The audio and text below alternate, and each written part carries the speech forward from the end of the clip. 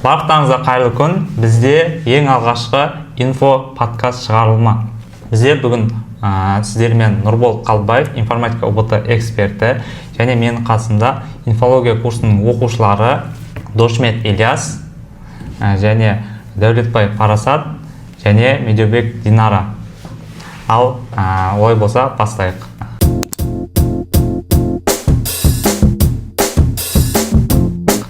Бірінші әрқайсымыз жеке-жеке өздерін таныстырып өтсе, кім екендігін. Ильяс, өзіңізді айтып кетсеңіз. Барлықтарыңыз сәлем, менің есімім Дошмет Ильяс. Мен инфология курсының 2024 жылғы түлегімін. Жетісай қаласынан боламын. Өзім қарапайым ауылдың баласымын. Барлықтарыңызға сәлем, менің атым Дәулетбай Парасат. Мен Қызылорда облысы Қазалы ауданы Кәукей ауылының тумасымын. Мен Қызылорда білім инновация лицейінің түлегімін. Барлықтарына сәлем, менің есімім Медеубек Динара, мен Ақтөбе қаласынан болып саналамын. Инфология курсының 19-шы поток түлегімін. Бүгінгі подкасттың сұрақтарын бізде Динара қоятын болады. Олай болса бастайық.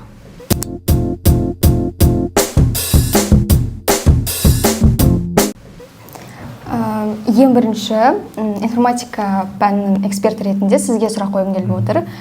Бірінші, сіз өзіңіз бұл салаға қалай келдіңіз? Сол туралы қысқаша айтып кетсеңіз болады. Негізі мен ең алдында университет мектеп бітірген кезде мұғалім болмаймын деп ойлағам. Яғни мүмкіндігінше мұғалімдік мамандығын таңдамаймын. Сол үшін мен IT саласын тоже былай үйде компьютер болды, соған қызығып ғылыми информатика мамандығын таңдағам. Ол мұғалімдікке жатпайды. Сол мамандықта оқыдым. Университет бітіргенше негізі мұғалім болмаймын деп ойлағам. Сөйтіп кейін магистратура оқыдым. Одан кейін сол магистратура бітіргенде сол университетте маған шақырды, бізге сабақ өтсейші деген сияқты. Сөйтіп солай жайлап басталған. Сол жақта университетте бір 2-3 ай сабақ өттім. Одан кейін Ниш мектебі шақырды, сол жаққа сабақ өттім. Солай мұғалімдік саласына ауысып кеткен болатынмын. Және ол маған ұнай бастады, мұғалімдік саласы.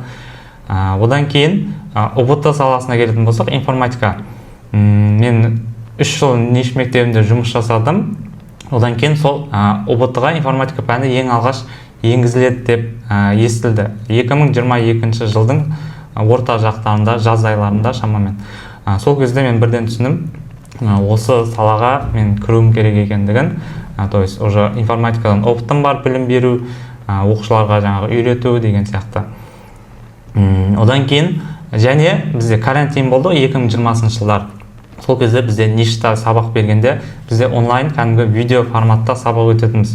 Уже кішігірім онлайнда опытым бар, сабақ беруден опытым бар. Солай бірден 2022 жылы ең алғашқы болып онлайн информатика курстарын бастап кеткен болатын. Керемет. Информатика жалпы ОБТ саласына биыл 2-ші жыл болды. Сіздің ойыңызша, неге бұл ОБТ комбинациясына 18 жыл бойы қосылмады? Ол жағын мен енді білмеймін, бірақ менің ойымша қазір білесіздер, информатика пәні мектептерде дұрыс өтілмеген негізі осы күнге дейін. Мүмкін сол үшін де пока қосылмай тұрды информатика пәні, толық жетілмеді мектептерде деген сияқты. Бірақ бір сөзін естідім, сонда да информатика пәнін қоса берейік ОБТ-ға, кейін өзі бара түзелер деген сияқты. Негізі сол дұрыс шешім деп ойлаймын. Яғни қазір қосылды, енді информатика пәні тоже мектептерде жақсы белең алып, кәдімгі сабақтар бұрынға қарағанда уже сәл де болсын көбірек өтіліп жатқан сияқты мен ойымша, оқушылардан естуімше. Но бірақ әлі күнге дейін сол 90% мектептерде жақсы өтілмейді деп естіп жатырмын оқушылардан. Жалпы статистика бойынша осы жылы информатика 3-ші орында тұр, яғни ОБТ комбинациясын таңдағандар бойынша. Және де алда тағы да көп оқушылар информатика-математика бағытын таңдайды деп естіп жатырық. Сіздің ойыңызша, айтишник болу үшін қандай да бір қасиеттер болу керек пе? Ең бірінші ол әрине қызығушылық, яғни ол айтишник болса компьютерге, техникаға деген қызығушылығы болу қажет. Неге себебі қазіргі айтишник болса, ол компьютердің алдында өте ұзақ уақыт отырады, ол факты да. Сол үшін бір жерде отыра алу навыгі болу қажет. Одан бөлек үздіксіз үйренуге дайын болу қажет. Неге? Себебі IT жылдан жылға өте қатты дамып кетіп жатыр. Жаңа нәрселер шығады. То есть IT-шник егер бір жыл дамудың тоқтатса, ол кәдімгідей әлемнен қалып кетеді, востребованный болмай қалады да. Жаңа нәрселерді үйрену және фокус жаңағыдай бір и плюс қосымша бір таланты болған дұрыс сияқты көрінеді менің ойымша. Яғни IT тек өзі IT емес, оған бір сала қосылса IT болады да. Мысалы, денсаулық саласындағы IT деген сияқты, өнер саласындағы, музыка саласы болсын, білім саласы болсын деген сияқты сондай қасиеттер болса күшті болады негізі. Енді мен Ілияс пен Парасатқа сұрақ қойғым келіп тұр. Жалпы қысқаша Ілияс өзінің ұбт жолында айтып кетсем болады. Жалпы ұбт-ға дайындықты мен өзім 10-шы сыныпта жаңа жылдан кейін ағаларыммен кездестім. Сол ағаларым өздері жоғары оқу орнында оқып жүргендіктен олар маған кеңес берді. Оларда тапсырғандарынан бір 2 жыл астам уақыт болған еді. И ол ағаларым айтты маған, қазірден хотя бы бір пәнді аяқтап ал деді. Яғни бір пәнді толық меңгеріп ал, 10-шы сыныпқа барам дегенше. Сол кезде саған жеңіл болады дегендіктен мен 10-шы сыныптың қателеспесем ақпан айында бірінші математикадан бастадым. Яғни математика пәнін 10-шы сыныпқа барам өткенше, 10-шы сыныпқа өткенше жаз бойы және осы көктем айларында сонда қанша ай болады? 7 ай ма? 7 ай бойы сонда тек қана математиканы оқыдым. Яғни басқа пәндерді оқымай, бірінші математиканы аяқтап алдым. Одан кейін мен күзге келгесін сол бірінші таңдау пәндер маған 100 баллды беріп тұрғандықтан, мен бірінші таңдау пәндер, екінші таңдау пәнін информатиканы бастауға бел будым. И сонымен информатика пәнін бастадым қыркүйек айында. Ал таңдау пәндерді кейін қыста, күздің аяғында бастай бердім. Сонымен уақыт өте барлық пәнді мен көктемге дейін аяқтап алдым. Барлық пән. Осы көктемге дейін аяқтағаным маған өте көп көмегін тигізді. Енді Парасат, сен өзінің дайындығын қашан бастағанды және қалай бастағанды айтып кетсем болады? Мен жалпы 10 сыныптың соңында жазғы демалыста өзім ұбт дайындықты ертерек бастайын деп тегін марафондарға немесе тегін сабақтарға қатысып жүретінмін. Соның бір бөлігінде мен осы тамыз айының басында инстаграмнан Нұрбол ағайдың несін көргенмін, рилсын. Осы жақын арада тегін марафон болады деген сияқты. Соған қатысайын деп шештім. Және де тамыз айының басында алғашқы сабағына қатыстым. Сол сабақта біраз нәрсе үйреніп, сол сабақтардың соңында ол айтқан, біздің курста қазір бонустар беріліп жатыр деген сияқты. Сөйтіп, көп ойланбастан бірден курс алуға бел будым. Және де сол тамыз айында бастап, қыркүйек, қазан, қараша сол 4 күздің 3 айында бітірдім. Солай жаңа жылға дейін сол курсты 4 айда бітіріп, әрмен қарай ұбт-ға дейін тек соларды қайталау арқылы өзім жақсы жинадым деп айта аламын. Сіздер ұбт-дан қанша балл жинадыңыздар?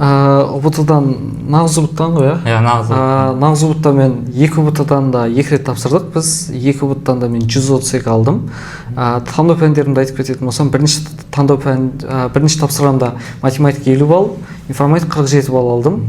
Ал келесі тапсырғанда менде оны тез асығыстықпен болған, оны әлі күнге дейін өкінемін. Бірақ сонда да ол кезде де математикадан 49 балл, информатикадан 49 балл алған болатын. Бір сұрақ. Бір сұрақ болған. Әлі күнге дейін өкініш бар, бірақ енді бұйырған сол шығар. Сізде?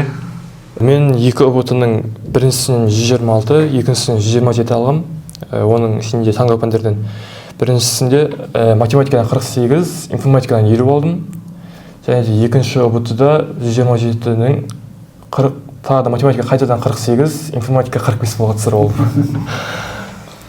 Жалпы бізде ұбт тапсырғанда ой қалыптасып қалған ұлдар көбінесе физмат дегендер таңдайды да, 50 балл грантқа түсіп кетем деп ойлайды. Не себепті сендер информатика, математика бағытын таңдадыңдар?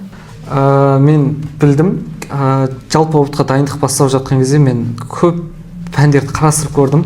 И сол кезде мен ойым бірінші грантта болған жоқ. Себебі мен мектепте оқып жүргендіктен барлық пәнді мен ойладым, кез келген таңдау пәнді алсам да, мен былай дайындалсам да по-любому грантқа түсетін. Менде грантқа түсе алмаймын деген қорқыныш болған жоқ. Себебі менде сенімділік болды. Просто мен мамандық таңдауда қорқыныш болды. Яғни осы мамандық маған қажет бола ма, әлде ұнамай қала ма деген сияқты. Сондықтан мен мамандық таңдап алдым. Ең бірінші мамандық таңдадым.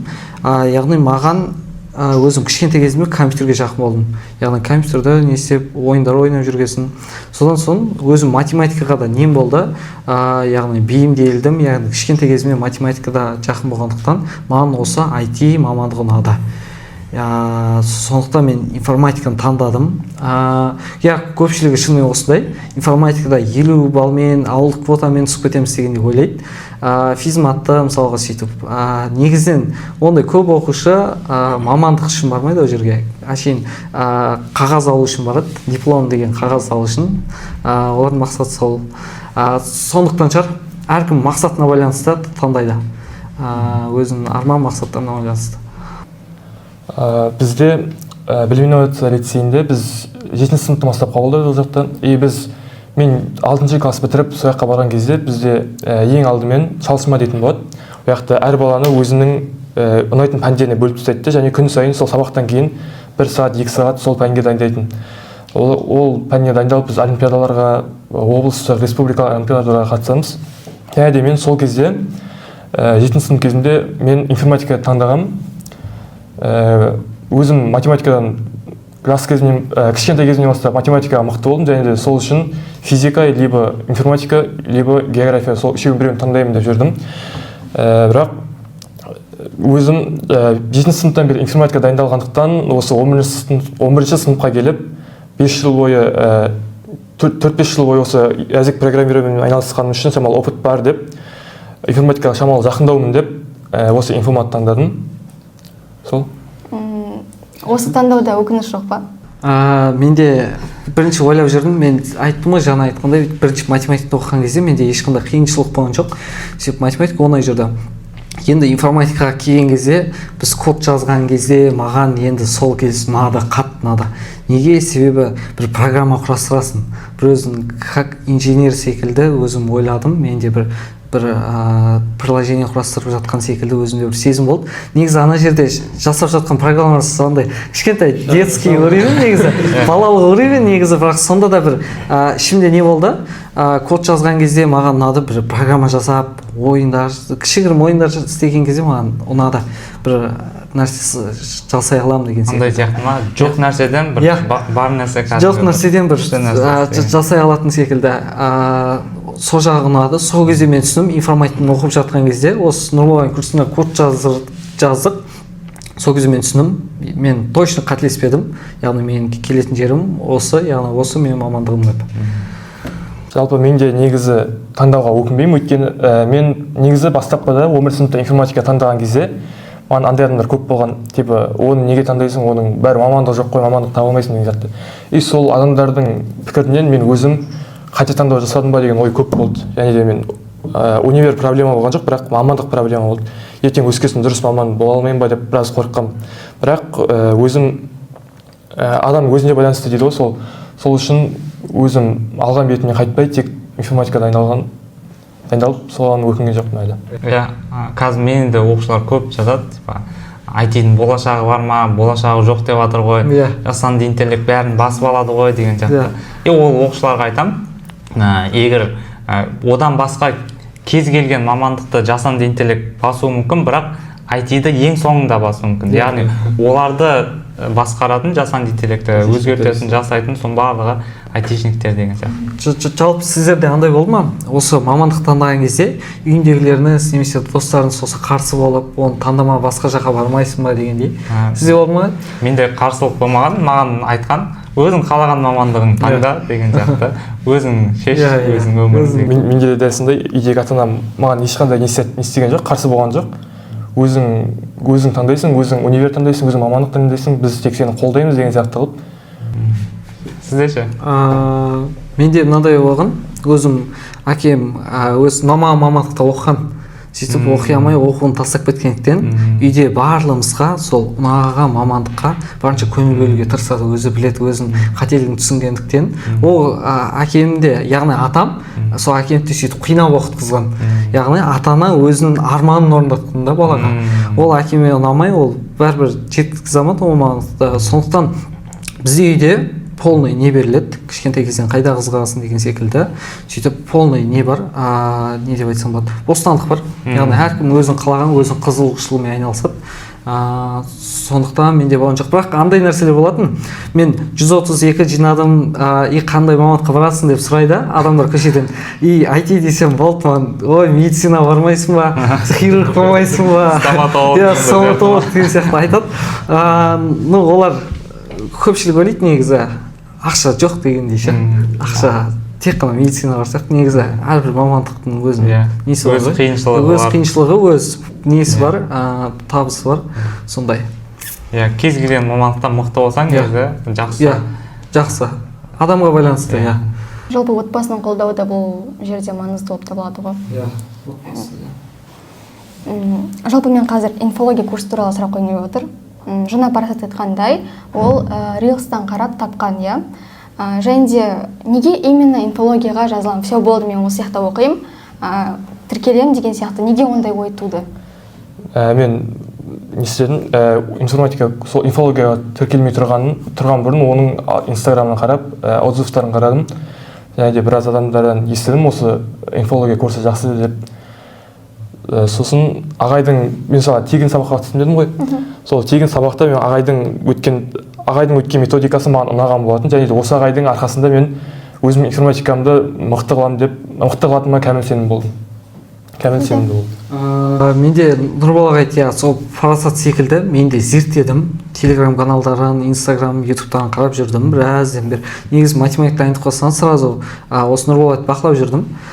Содан соң мен күзде бастардан алдын, мен қателеспесем 25 па, 27 ма оқушыға жазғам, грантқа түскен оқушылардан.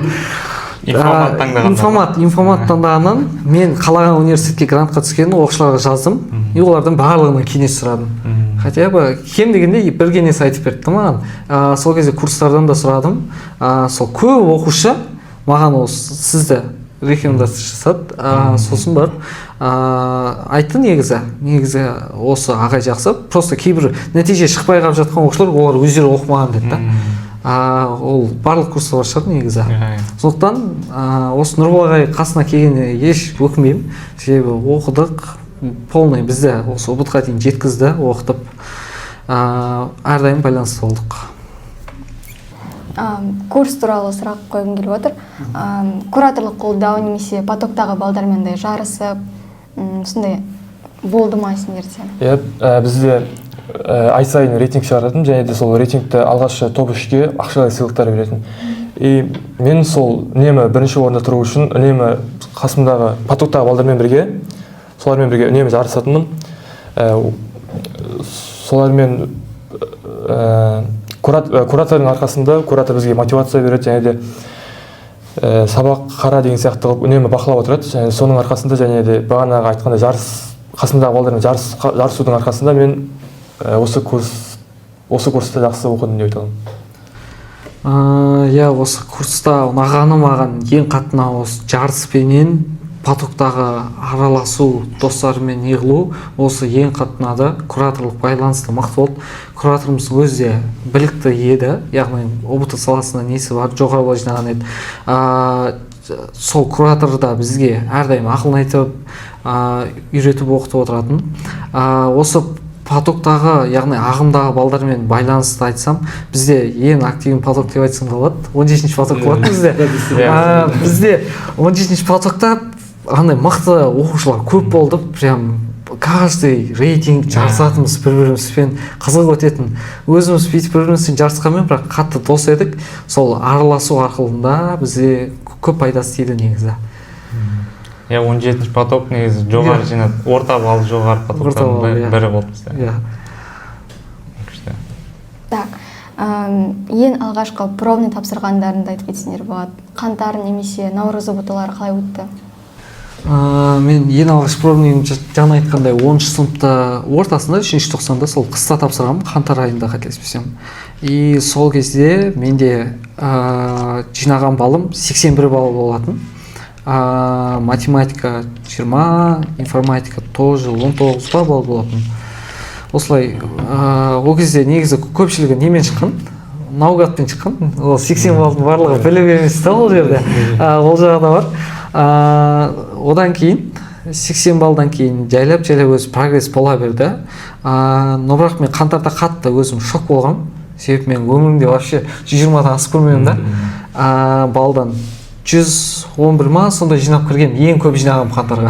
Қаңтарға кірем, ұбытын тапсырып аяқтағанда менде 120 шығады да. Мен вообще түсінбей қалғам өзімді. Информатика 40 балдан да асып көрмегем. 36-37 балдың ішінде жүргем. Бассам 43 балл шығып тұрады. Өзім қатты қуанғам сол кезде. Наурыз бұты болды, сондай сияқты болды. Ол кезде де мен 130-тан асып көрмегем. Наурыз бұтқа барам. Полный аяқтап біткесін, 130 шығады. Информатика вообще 48 шығады. Мен өмірімде 48 балл дегенде даже біреудің сертификатынан көрмегенмін да. Өзімдікінен көргенде менде андай бөлек ощущение, қуаныш жеткіземін. Сол кезде бір қызық еді ощущениялар. Мен алғашқы пробныйымды 10-шы сыныптың қателеспесем күздің 3-ші айында тапсырдым ойым. Сол уақытта да біз сыныппен бірге тапсырғанбыз. Информатика кабинетіне барып, бүкіл компьютерда отырып. Мен сол кезде 78 балл алғам. Енді ол кезде балдар қанша балл алған есімде жоқ. Бірақ ол кезде бізде бұрынғы ұбт-ның форматы болғандықтан максималды балдар 45-тен болды таңдау пәндерде, информатикада, математикада. Қателеспесем менде сол 20-ның айналасында алдым, 19, 18, 21 деген сияқты сондай қылып алдым. Және де осы содан кейін біз 10-шы класста мүлдем пробный тапсырмадық. Одан кейін барып 11-шы сыныптың басында тапсырдық. Ал 11-шы сыныптың басында уже 88 алдым. Алғашқы пробный 78, одан кейін 88, 10 балл қосып қалсын, мен өзіме қатты қуандым. Ең алғашқы пробный 88 болса, онда мен алдағы уақытта да біраз жоғары балл жинай аламын деп өзім қатты қуандым. Мен қаңтар ұбт-ға дейін, мысалы жаңа жылдың уақытында мен пробныйлардан 115, 117 сондай жинап жүргем. Ал қаңтар ұбт-ға кірген кезде мен 108 балл алып қалдым, және де содан көңіл күйім түсіп кетті. Біраз қайғырып жүрдім. 108 деген. Мен 108 дегенде мен қыстың басында алып жүрдім. Информатика қанша еді ол кезде? 36 ма сондай болды. 37 ма сондай. 33 ау мен көрген. 33 информатика 33. Қаңтарда 33 ағасы. Нағыз ұбт-да уже 50-ге көтерді. 17 балл деген. Сол одан кейін наурыз ұбт-ға дейін сол 110 мен 120-ның арасында алып жүрдім. 118, 115, стабильно жүрдім. 118, 115, 118, 119 деген сияқты. Наурыз ұбт-ның өзінде ровно 120 жинадым. Және де ол да бір үлкен неге жеттім деп өзімді қуандым. И содан кейін нағыз ұбт-ға дейін өзім негізі сол наурыз ұбт-дан кейін мен қатты дайындалдым деп айта алмаймын. Білмеймін не екен, наурыз ұбт-тан кейін дайындыққа қатты күштарым азайып кетті, және де өзім дайындалуға мұрша болған жоқ. Білмеймін, соның кесірінен ба 6 балл ғана қостым, нағыз ұбт-да 126 алдым. Керемет. Мен де пробныйды айтып кетейін. Өзім пробный емес, оқушылардікі. Мысалы бізде информатика 2022 жылы жазда енгізілді ғой.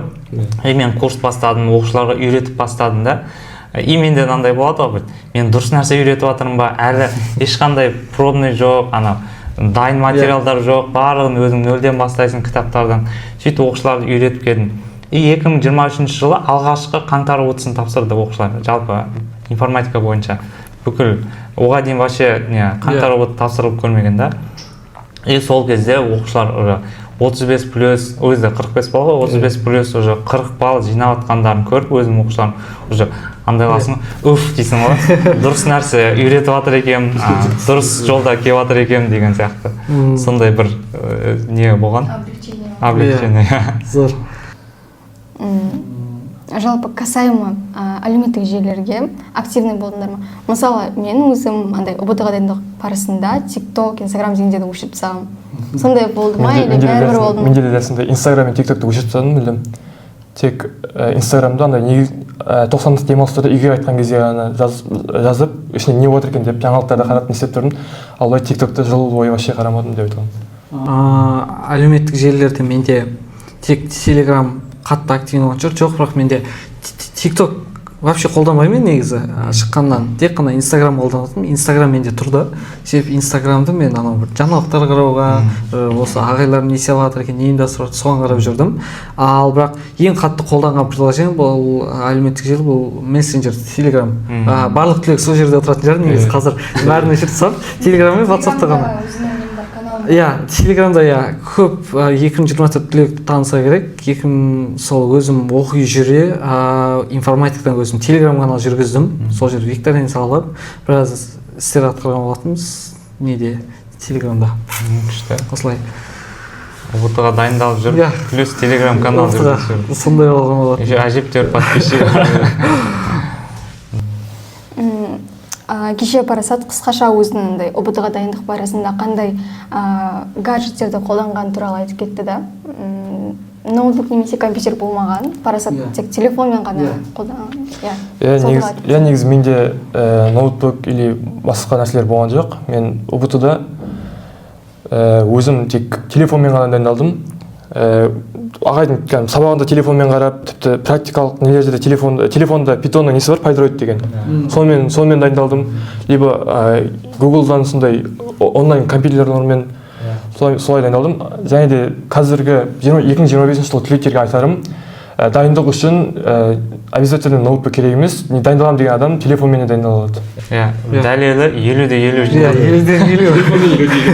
тек қана телефон.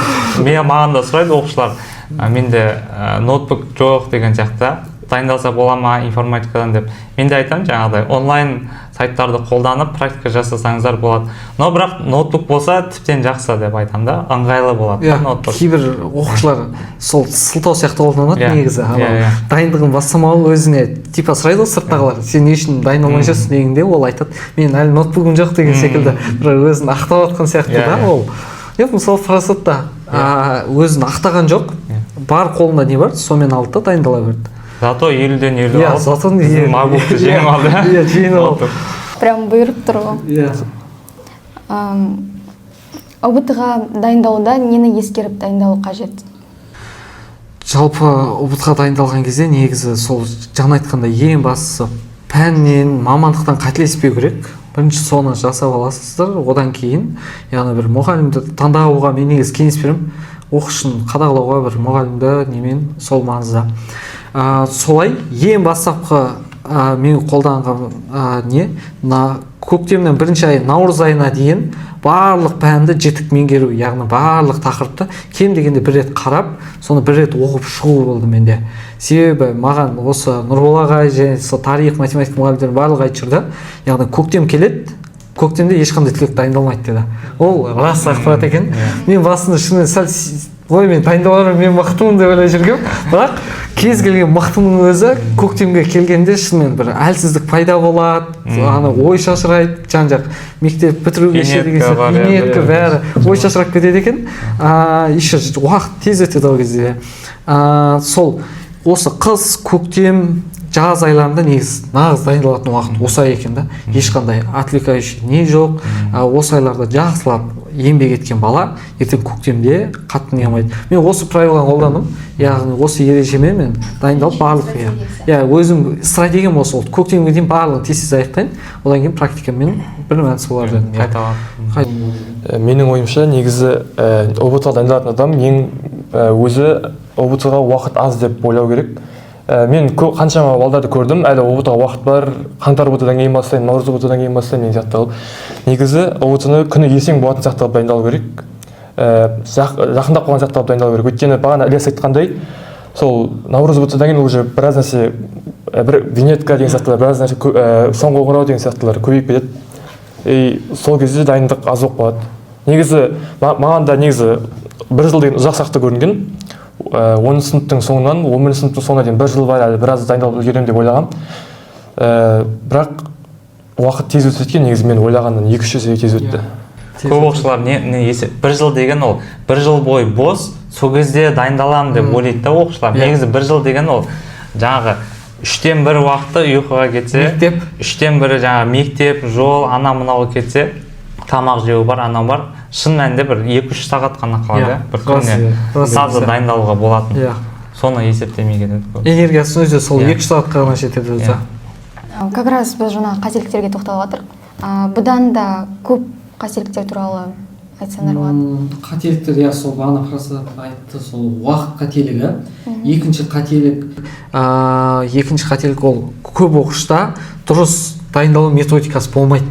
Көп оқушы негізі ақшаны аяп, андай бір мұғалімнен қысып қалады. Негізі қателеспесем, Абай ма айтады ғой, білімге кеткен, білімге ақшаның барлығын салуға жетті, яғни ол қайтарымды, ол бір уақытта қайтып келеді.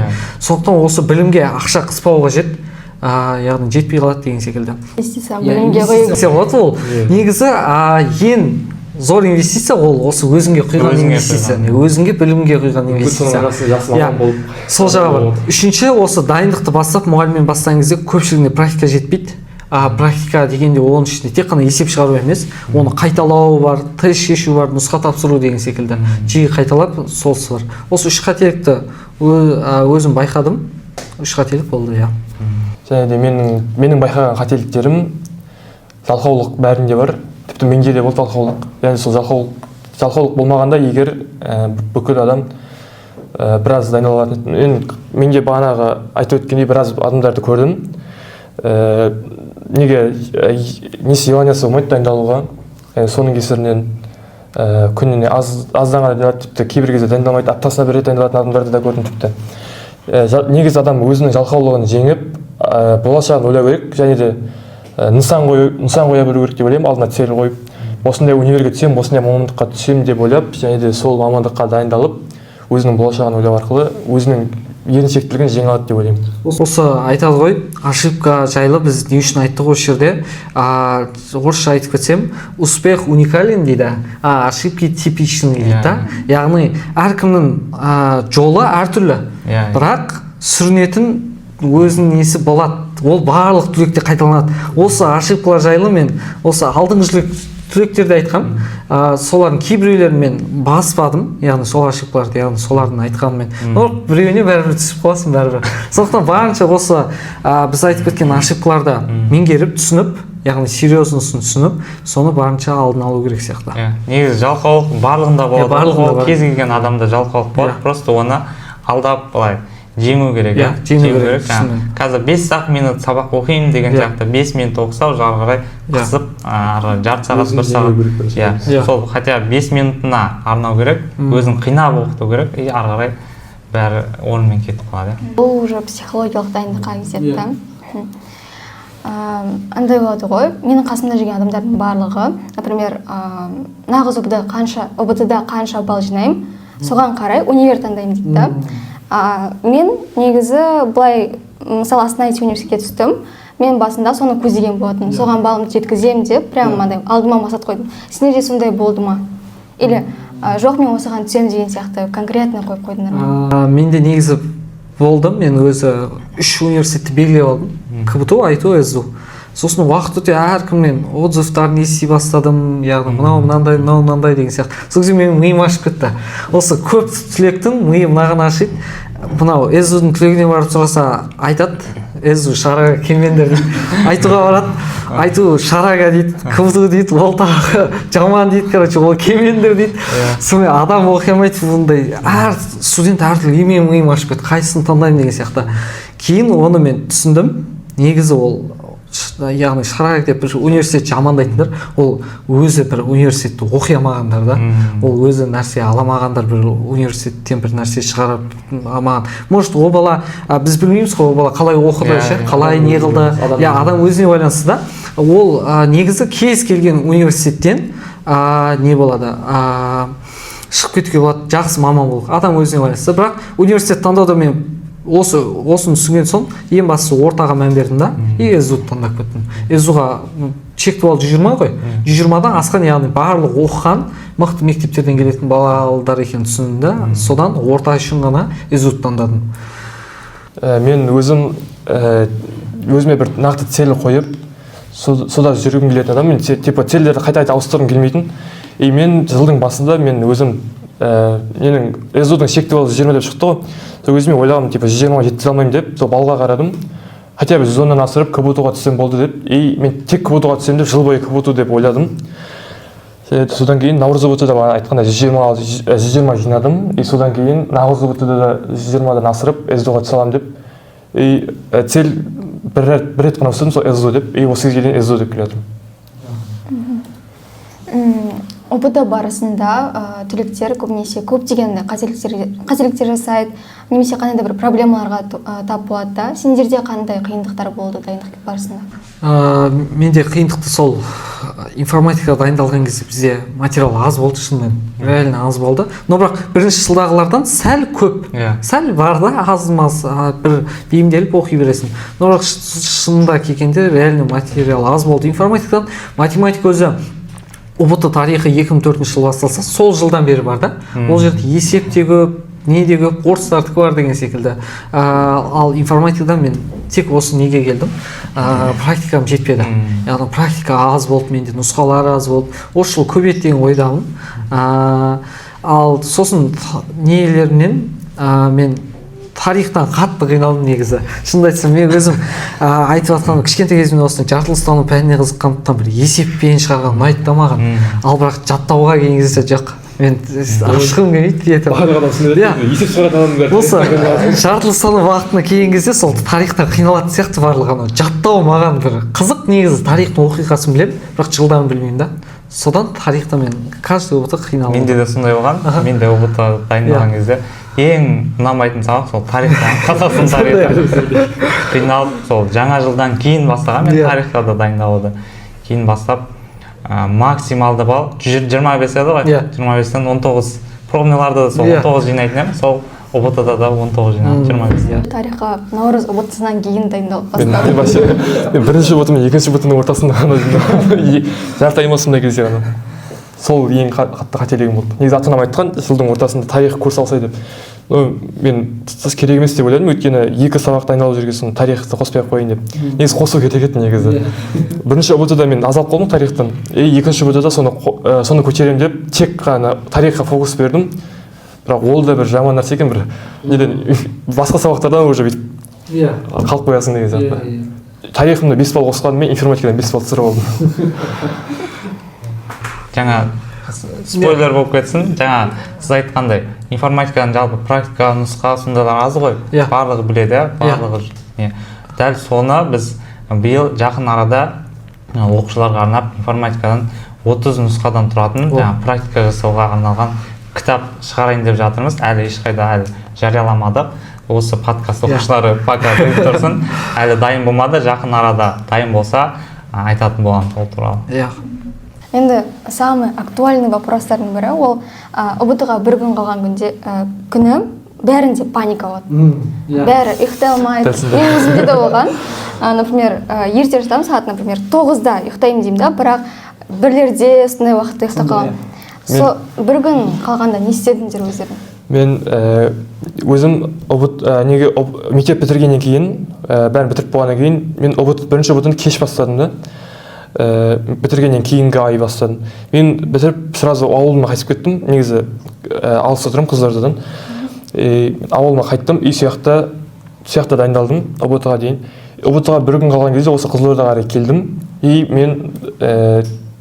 Менде де бағана айтқандай түнімен ұйықтай алмадым. Тіпті түнімен ұйықтай алмағым соншалық таңғы 6-да ұйықтадым мен.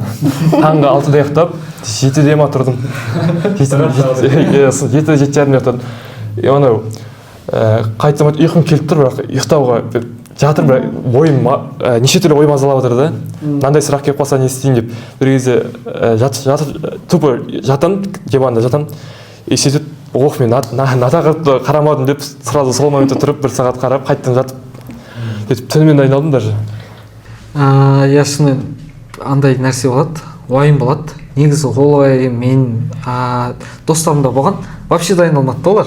Олармен бірге ұбт-ға бара жатсақ, мен уайымдап тұрсам, олар айтады, сен дайындалдың ғой, сен уайымдамасай дейді да. Біз дайындалмай, уайымдамай тұрмыз дейді. Негізі ол жердегі уайым аз балалда емес. Ол жердегі уайым негізі көпшілік соны түсінбейді. Дайындалған еңбегін ақтала ма?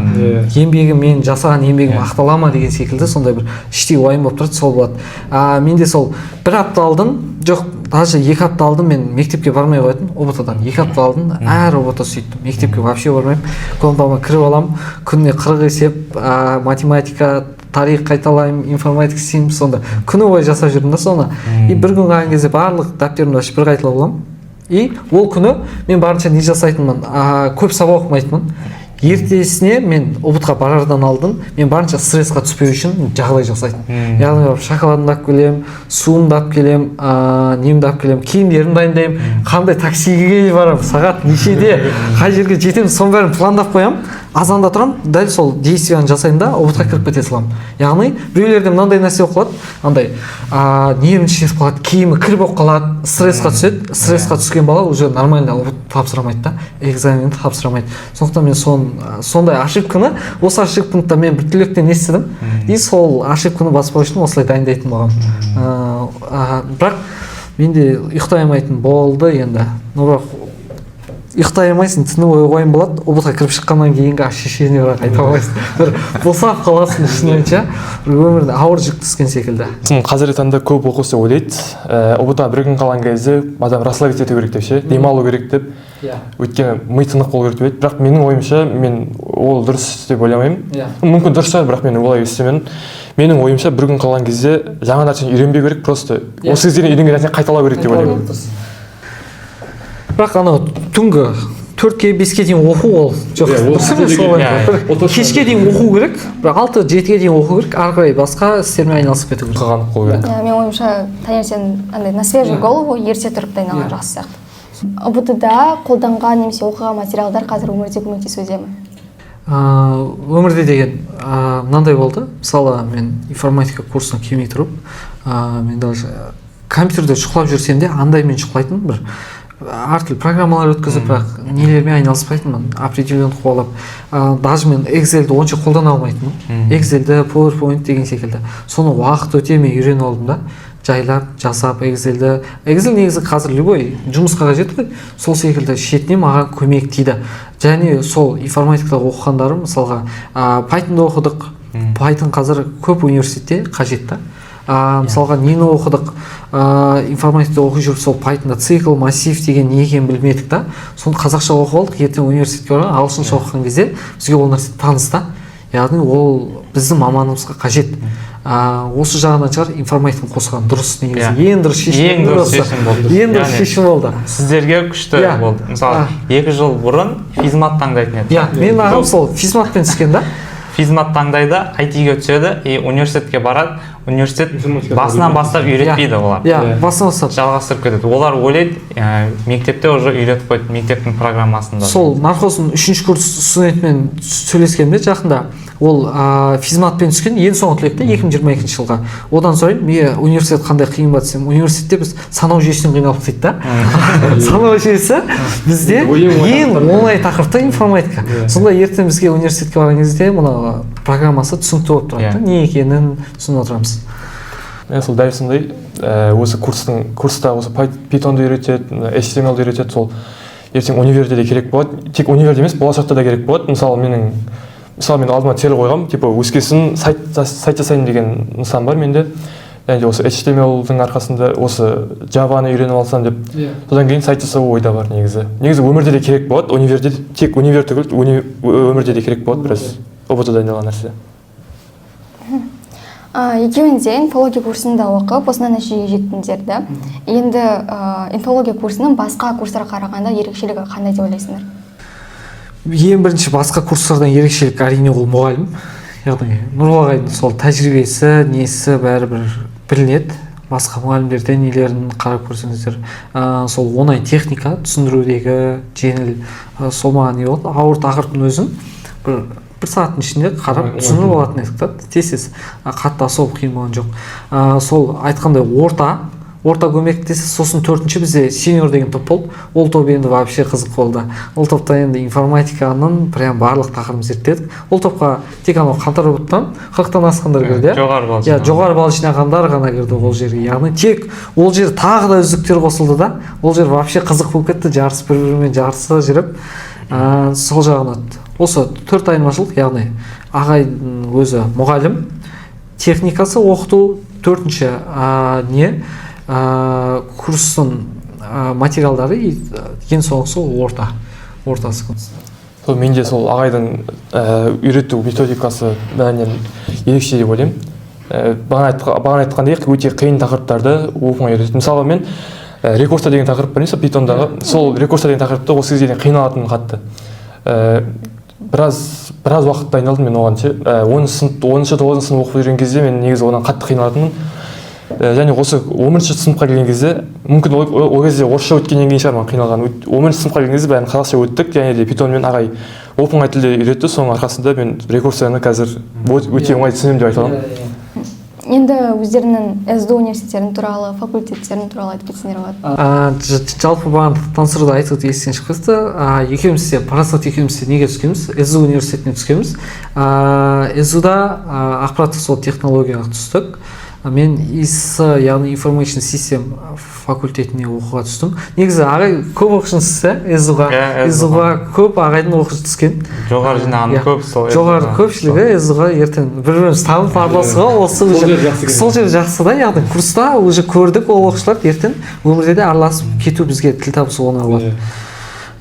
СДУ бағана айтқандай тек қана ортасына олар таңдады негізі. Барлық мұғалім, барлық жерде бірдей деп ойлаймын. Неде? Просто оқушылар осындай. Иә, университетте негізі өзің жақсылап оқысаң, кез келген университеттен. Сол қасыма жақсы орта табам деген оймен. Орта ол ұзақ уақытта, яғни ертең өмір бақи араласуға болады сол ортамен. Себебі бір салада боласыздар ғой. Бір салада бір-бірлеріңізге ертең көмектесіп, бір-бірлеріңізге жұмысқа шақырып, былай деген сияқты. Бір проект істеп деген сияқты. Сол мен СДУ таңдаған себебім менің аға әпкелерім сияқты оқыған. Және олар маған осы СДУ-дың несін айтты, өзінің плюстарын, минустарын негізі айтты. Мен сол КБТУ мен СДУ-дың өзінің нелерін қарадым. Минус плюстарын айтудікін де қарадым, ОИТ-тікін де қарадым, солардың бәрін қарадым. Ең ұнаған осы СДУ-дікі болды. Көбісі СДУ-ды таңдамайды, өйткені СДУ-дың жатақханасы қымбат деп ойлайды. Менің ойымша қаражатқа бола негізі мамандық оқу орнын ауыстырған дұрыс емес деп ойлаймын. Мен неге қараған жоқпын, бағасына қарамай бірден СДУ таңдай беремін дедім. Және де былай қарасаң, СДУ-да осы КТЛ-дың жалғасы сияқты, элиминация лицейдің жалғасы сияқты, и ояқта да тәрбиеші деген сияқты сондай нелер болады екен, жаңағы КТЛ-дың несі сияқты, системасы сияқты. 120 плюс жинау керек. Басқа қалай никак. Біз сияқты СДУ-ға түскілеріңіз есе Нұрбол ағайда оқыңыздар. Осы история парасаттың айтып отқан ішінен бағана телефон историясы сияқты, яғни бір адам өзі адаптироваться етіліп кетеді да. Осы эволюцияда осылай жүрді ғой, адаптироваться етіп бір суық болса адам бүйтіп киім тауып деген сияқты. Осылай бір ситуацияға түсесің, өзің сол жерде адаптироваться етіп шығып кетесің да негізі. Адам өзі сөйтіп жаратылған. Яғни ертең СДУ-ға түсе бердің негізі. Түскен соң уже может квартира шығып кетесің деген сияқты өзің бір ситуациядан шығып кетесің да. Сол үшін қорықпау керек, бара беру керек. Қазір выход жоқ сияқты болып көрінеді, бірақ барғаннан кейін барып шығады. Кейін шығып кетеді ол негізі. Сондықтан не сияқты ғой, мысалы сіздерде 10-шы сынып кезінде ұбт деген ойбай қиын деп ойлаған шығарсыздар. 100-ден асыру деген сұмдық шығар, ол мүмкін емес, қалай болады екен деп ойлайсың басында. Кейін уже жай этапна дайындалып, былай жұмыс жасала берген соң өзі білінбейді қалай осылай болғанын. Сол бір нәрсені түсіну керек. Негізі өмір сол кезде оңай болады. Мына жанымыздағы заттың барлығы біз сияқты адамнан жасалған да. Біз сияқты адам жасаған, ойлап тапқан. Мынау iPad, MacBook барлығын біз сияқты адамдар істеген да. Соны түсінсек, негізі барлық жеңіл болатын сияқты. Яғни мен сияқты адамдар екі көзі бар, екі құлағы бар да. Артық бір үш көз жоқ қой, істеп алғандарда ше. Соны түсінсек, барлығы оңай сияқты. Әрекет керек адамға. Әрекет қой, иә. 132 бала алған балада қарапайым сендерде сондай балалар. Иә, сондай да. Осылай. Сіздің мектебіңіз қандай болған?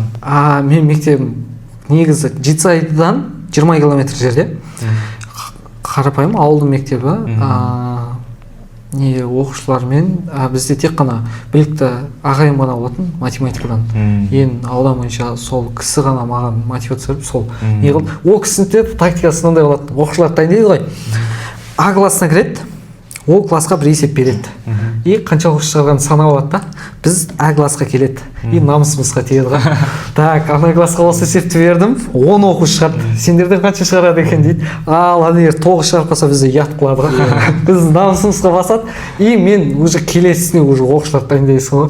Так, осылай шығарайық деп. Ана аяқпен жарысатын біріміз жау оқып қойған да басқа сыныппен. И сол жарыс маған қатты көмектесті. Мектеп осылай болды, системасы. Бірақ обычный қарапайым ауылдың мектебі, артық еш нәрсесі жоқ. Енді 2025 жылғы түлектерге өздерінің кеңестерін айтқызсам болады. Жалпы топ 3 кеңес айтсаңдар да жетеді. Менің ойымша ең топ 3 кеңес бағана айтып өткендей уақытқа қарамаңдар. Уақыт біраз уақыт бар деп не істемеңдер. Бірден дайындықты ертерек бастау керек. Екінші ол менің ойымша дисциплинамен дайындалу керек сияқты. Менің өзім дисциплинамен дайындалдым. Күніне 2 сағаттан болса да бір тоқтамай дайындалдым. Апта соңғы демалыстарда да көбісі үйіне қайтып кетеді. Сол кезде мен қалып, лицейде қалып, ішінде информатика кабинетінде отырып алып, сөйтіп дайындалғам дисциплинамен тоқтамай. Соның арқасында өзімді көтердім. Және үшіншіден білімге ғана айтқанда білімге қаражат қимау керек. Білімге қаражат құрта беру керек. Инвестиция. Мен айтатын 3 кеңесім бар. Ең бірінші кеңесім осы дайындық барысында нені жасау керек? Бір-бірімен фокус дұрыстай алу қажет, яғни тек қана дайындыққа қойып, ал бірақ демалу да қажет, негізі демалыс қажет. Ол адам болғасын, ол тек қана сабақ оқып отыра алмайды. Бір кино көріп, арасында көріп, бірақ ол шектен әр нәрсе өзінің шегі болады ғой. Адам демалғанда сол миына қорытылады. Сол қорытылады, не қылады, сол жағы болатын. Маған сол демалыс қатты көмектесті. Мен күні бойы сабақ оқимын, и кешке сағат 6-тан 8-ге дейін мен неге шығып кететінмін? Ауылдан сыртқа шығып кететінмін, ауылдан сыртқа немен иттерін босатып жіберіп, сонымен жүріп қайтатын. Өзі қызық еді, маған өзі сол терапия болатын. Екінші мен айтатын кеңесім, осы оқуды сендер бір не ретінде қараңдар, бір сыйлық. Құдайдан беріліп жатқан сыйлық секілді. Себебі ойлап қарасаңдар, әлемде 8 миллиард адамнан армандап осындай сендер секілді бір оқусыз келіп жүрген адам көп та негізі. Осындай мүмкіндік аз негізі көпшілік адамда. Сол мүмкіндік тек сендерде бар екенін түсінген кезде ол оқу жеңіл болады деп ойлаймын. Үшіншісі, осы кезде көп навыктарды үйреніп қалу керек, көп адаммен танысып қалу керек. Себебі ертең студент болған кездерде мен уже сезіп бастап жатырмын. Студент әлі оқуға бармасам да, енді барсам да уже мен не тамақ жеймін, не қай жерде жатамын деген сияқты ата-анам болмайды. Сол ал ұбт кезінде ата-ананың қасында жүресің, ол тек қана оқу да. Сол кезде ағылшынды да оқып қалу керек. Барлық тек оқуменен ертең университетте бір оңай болатын секілді. Зона комфортынан шығу. Соны біраз навыктарды үйреніп, дисциплина, тайм-менеджмент, комфорттан шығу деген секілді. Осылай. Сіз қалай ойлайсыз, қандай кеңес қажет түлектерге? Түлектерге қатты уайымдамау. То есть ұбт деп ол өмір бітпейді ұбт-мен негізі. Дайындалсаңыз негізі сол дайындалғанға лайықты балын алады кез келген оқушы. Бірақ ол дайындықтың өзінде бір оқушы жақсы дайындалуы мүмкін да, оның қабілеттері жақсы болады да, осыға дейінгі базасы жақсы болады да, одан кейін ол аз уақытта тез нәтижеге жетеді.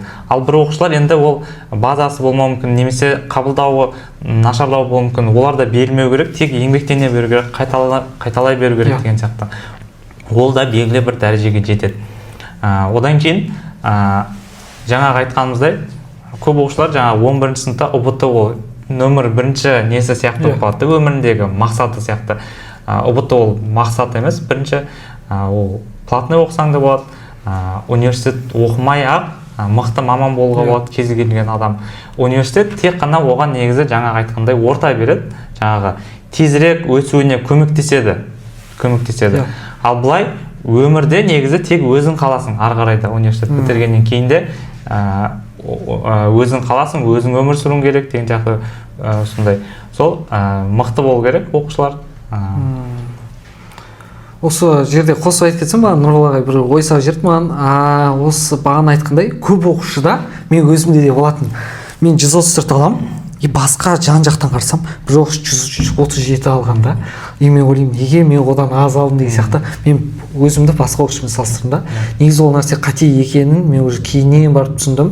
Сәл қанағат болу керек, шүкіршілік болу керек. Сосын мынандай нәрсе бар. Бағана айтқандай успех уникален дейді ғой. Яғни әр адамның жолы бөлек та. Мысалға мынандай нәрсе болуы мүмкін. Бір адам 21 жаста үйленеді, бірақ 25 жаста ажырасып кетеді да. Оның тағдыры сондай болуы мүмкін. Бір адам 30 жаста үйленеді, бірақ өмірінің соңына дейін сол жарымен бірге қалады. Бір адам 24 жаста оқуды аяқтайды да, бірақ жұмысты 45 жасында табуы мүмкін да. Сондай. Ал біреу, например, 30 жаста сразу маман болып, сразу жұмысқа кіріп кетеді дегендей. Сондықтан әркімнің өзінің уақытының несі бар, әркімнің тағдыры бөлек. Сондықтан лучше ең салыстыратын адам ол кешегі сен. Кеше қандайдың, бүгін қандайсың деген секілді. Осылай өзгеру қажет сияқты. Осылай. ұбт тапсыру барысында, мектеп оқу барысында бір қызықты сәттеріңіз болды ма сіздерде? Менде мынандай ситуация болған. Мен жаңа айтқандай ұбт-ға не алып барамын ғой, шоколад алып барамын деп. Сосын мен шоколадты апарған кезде мен сразу жеп қоятын отырып, мен жей беретін. Мен негізі есеп шығарсам, либо бір нәрсе музыка естіп отырып шығарған дейді, либо жеп отырып бір нәрсе. Сол жейм и су іше беремін ғой. Су ішем, ана шоколад тосып қоямын, қазақстан шоколад дәуі бар ғой. Сөйтіп мен сыртқа шығып кете беремін ғой, содан сыртқа шығып кете беремін. 3 рет па, 5 рет шықтым қандар өтті. Сөйтіп мен соңында 120 саған кезде мен полым тексереді. Мен ойлайды, мен типа әжетханаға шыға беріп, мен ойлайды, шпормен бір нәрсе істеп жүрді.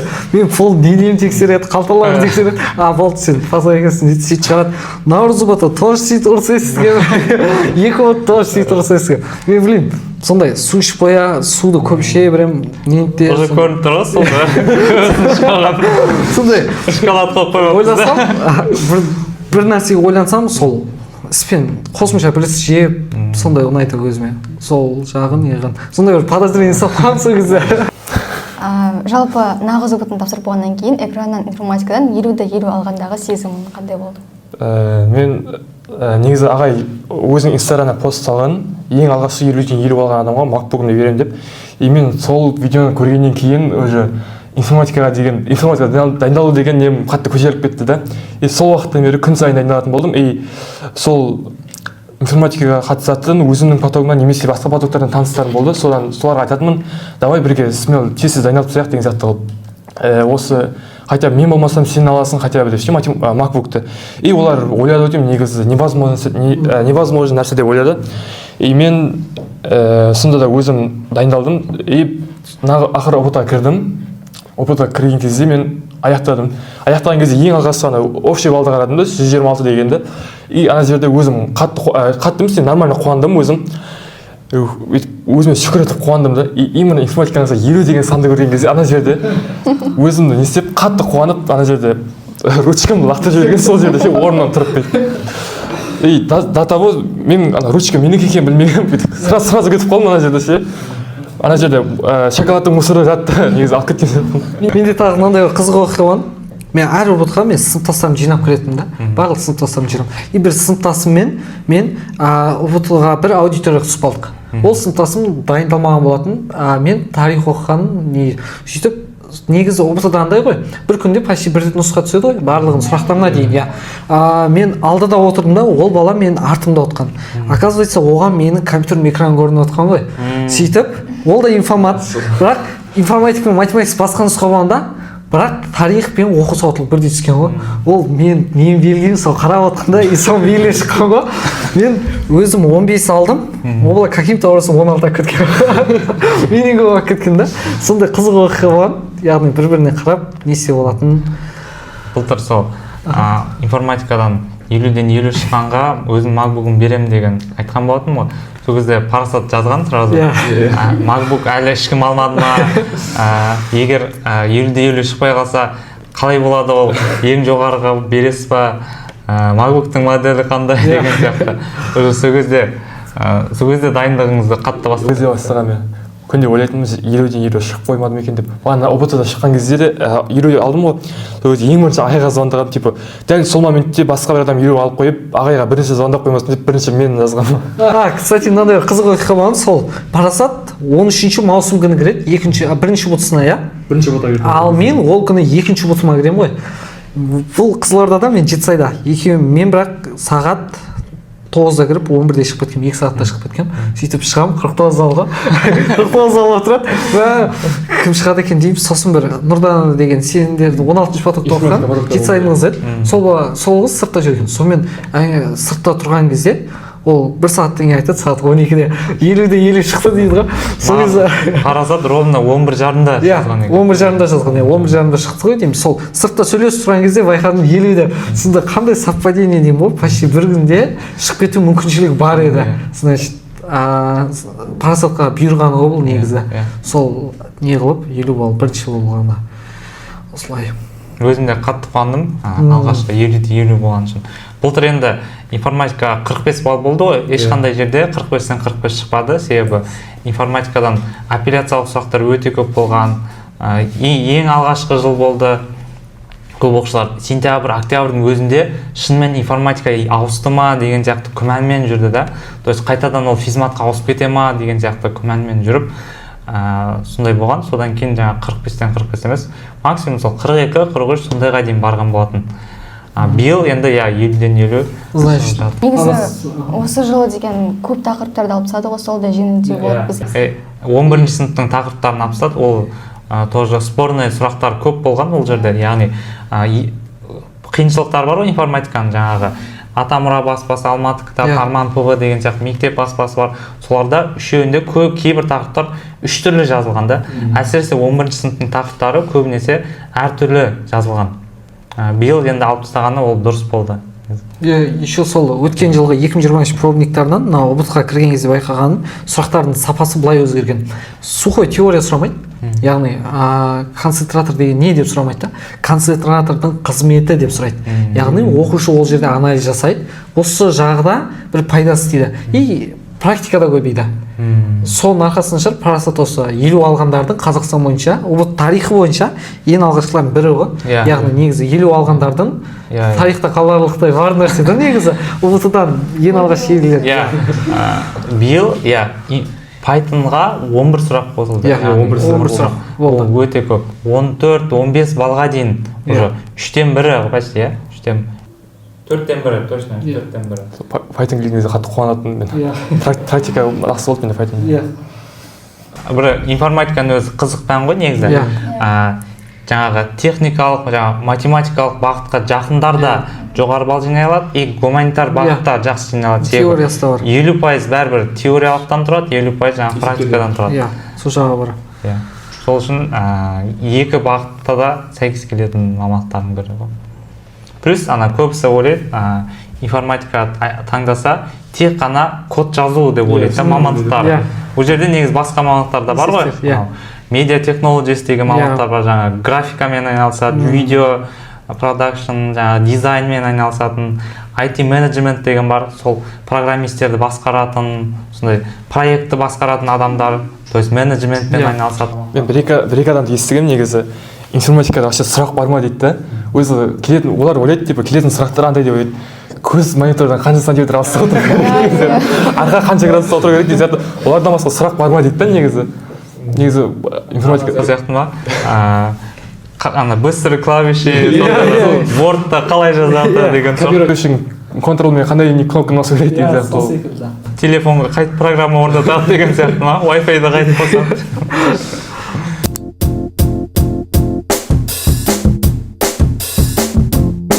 Осы орайда қорытындылай келе өздерінің тілектеріңді айтсаңдар болады 2025 жылы тілектерге.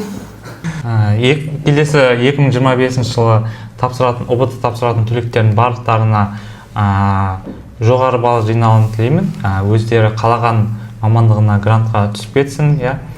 Грант тек қана грант үшін таңдамаңыздар, мамандықты мүмкіндігінше өздеріңіз қалаған мамандықты таңдаңыздар, себебі ертең сол мамандық бойынша жұмыс жасайсыздар. Ал егер көп оқушы енді былай мен мамандықты білмеймін деп айтады, яғни мен нені жақсы көретінін білмеймін деп.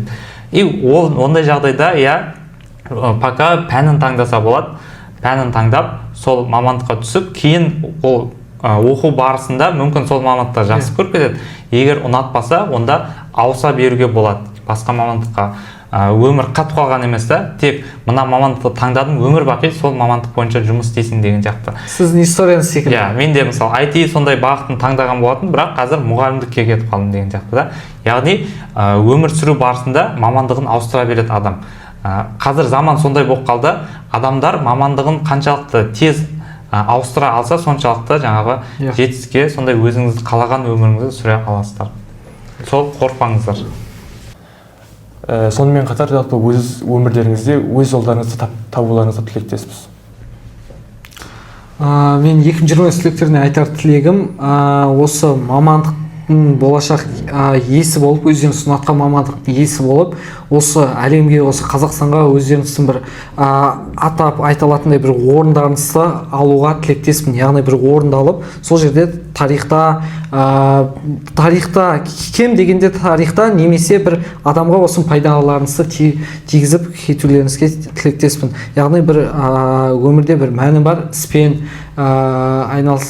айналысып, бір мәнді өмір сүрулеріңізге не қыламын. Ал ұбт-ға келетін болсақ, ұбт-ға сіздерге мен сәттілік тілеймін. ұбт аса атап атқандай қиын емес, тек қана дайындалған еңбек ақталады ұбт-та. Осыны түсініп дайындалсаңыздар болды. Сәттілік. Мен осырақ қосыла саламын деймін. Осымен біздің подкастымыз аяқталды. Бұйырса, сіздерде келесі жылы жоғары балл жинап, сіздерде осылай келесі жылы подкаст түсіру нәсіп етсін. Сіздермен бірге, келесі жылғы оқушылармен. Барлықтарыңызға сәттілік. Бұйырса, келесі шығарылымдарда кездескенше қош сау болыңыздар. Сау болыңыздар.